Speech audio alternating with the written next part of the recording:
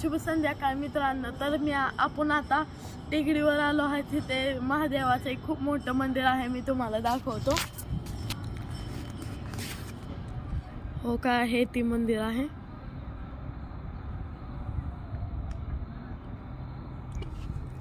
ह्याच्यापेक्षा जास्त जमत नाही.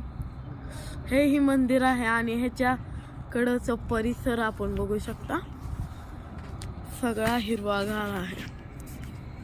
इथं खूप मोठा मैदान आहे जिथं श्रावण मध्ये पंगत ही बसते. ही आहे मंदिर, खूप आधीपासून आहे ना. आणि ही मेन म्हणजे तर ही डोंगरावर आहे जिथं आपल्याला गाडीने जावं लागतं. आणि खूप मोठा, म्हणजे एवढा मोठा नाही पण हाय मोठा डोंगर.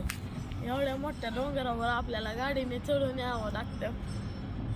आणि ही जी मंदिर आहे ही खूप छान आहे. म्हणजे इथं सर्व असे गार वाटत आहे. आपण थंडीत आल्यावर इथे खूपच आपल्याला आनंद येईल.